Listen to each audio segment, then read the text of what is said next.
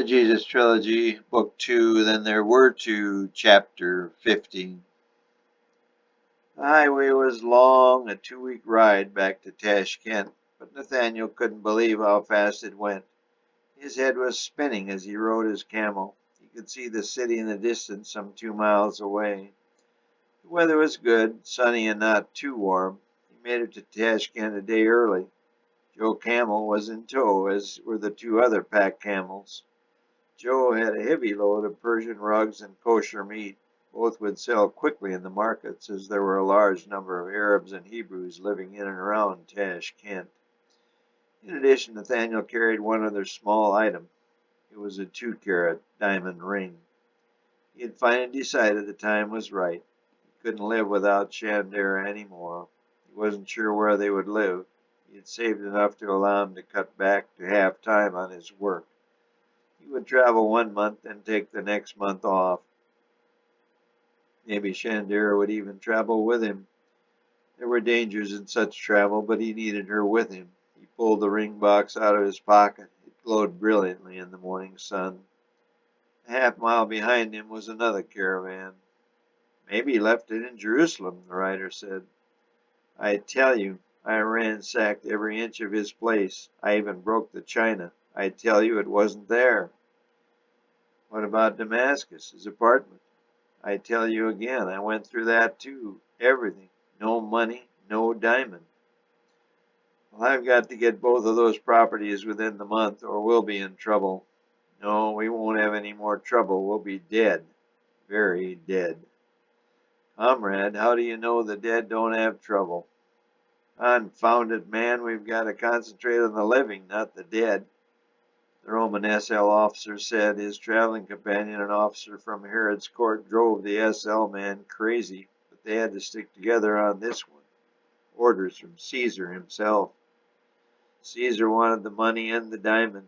The 1,000,000 shekels and the Star of David diamond would be sufficient to support his army for a year.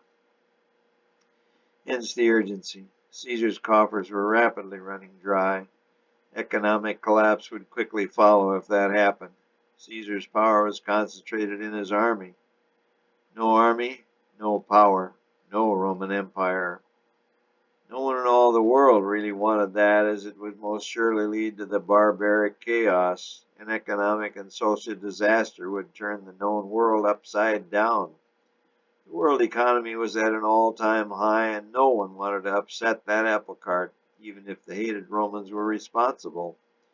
But Caesar was walking an economic tightrope and needed a large infusion of cash soon. His building projects in Rome and other questionable spending kept him always on the verge of bankruptcy. Caesar was exploring every avenue for revenue, and one of his informants heard about the Star of David story. Caesar put his best spy people on it.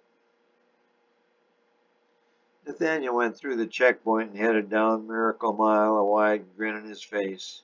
Joe and the other camels were in tow.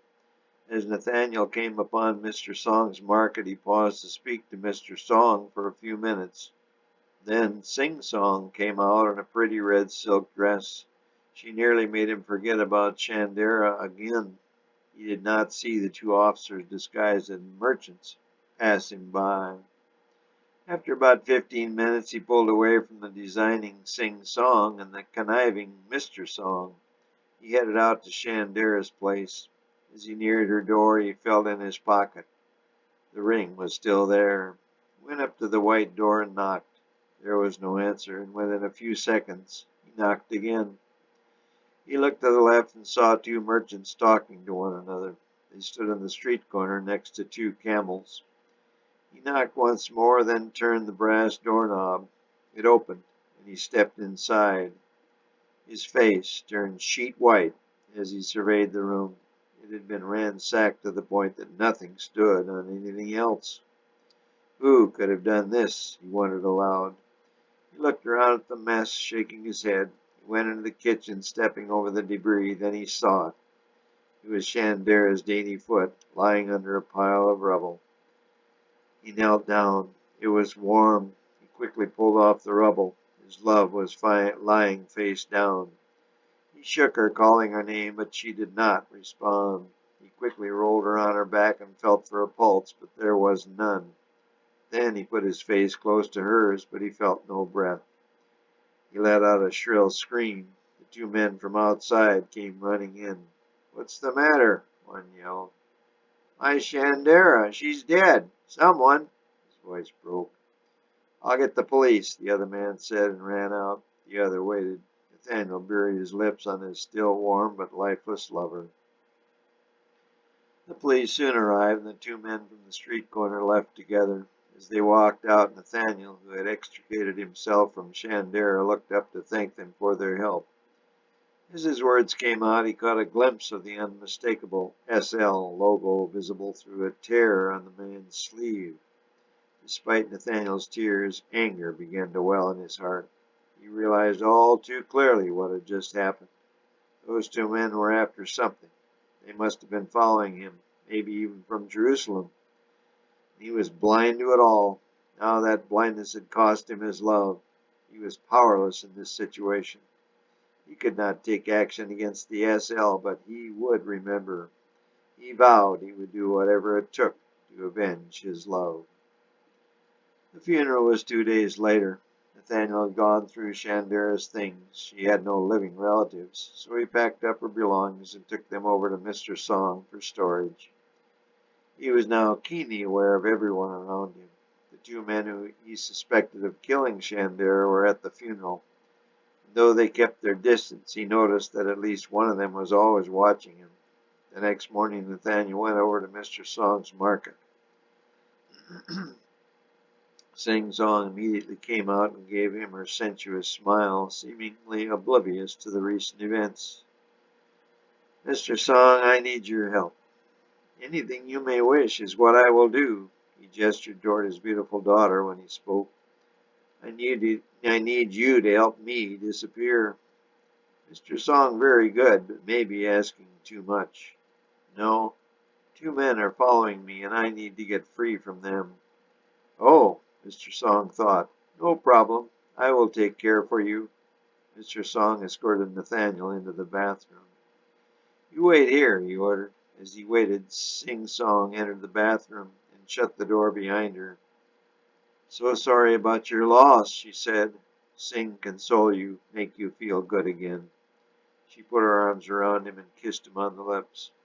She was on her tiptoes. The room was so tiny he could do nothing to get away, and he wasn't sure he wanted to. But he did want to get away from the two murderers outside. Her kiss was warm. Tears came to both their eyes. They kissed again. They stared into one another's eyes. "Will you marry me?" Nathaniel said. He couldn't believe what he had just said. "I would be honored to be your wife," Sing answered. Neither realized what had just happened. Somehow, in tight quarters, Nathaniel slipped the 2-carat ring on Sing's left ring finger. He couldn't believe how right it felt. It fit perfectly. Mr. Song now reappeared, opening the door. He immediately saw the ring on his daughter's finger and said, "You make me most proud to have you as son of Song." "Thank you," Nathaniel said automatically. "Now you and Sing must go." "She can't go along," Nathaniel protested. "She must go. She is your betrothed, and she is the key to your escape. I have the 2 men engaged in a bargaining for silk. You go out the back way. Sing will meet you at the east gate. You must take the southern route to India, then head west from there. It's a harder road, but only safe way. They will kill you to get the diamond, David's star." "How do you know about that?" Nathaniel exclaimed.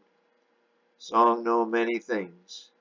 But only Song know where diamond is. It is safe. I will tell you whereabouts when the time is right. Now go." Nathaniel obediently ducked under the low back door and took the back alley toward the east gate. He met Sing at the east gate. They got on the lead camel together and headed through it. They rode out to the junction where the two roads split. One headed on east as the Silk Road. The other branch led south. They turned their camels south and hooked up with a caravan that had just left the city, heading for the land of the Bengal tigers.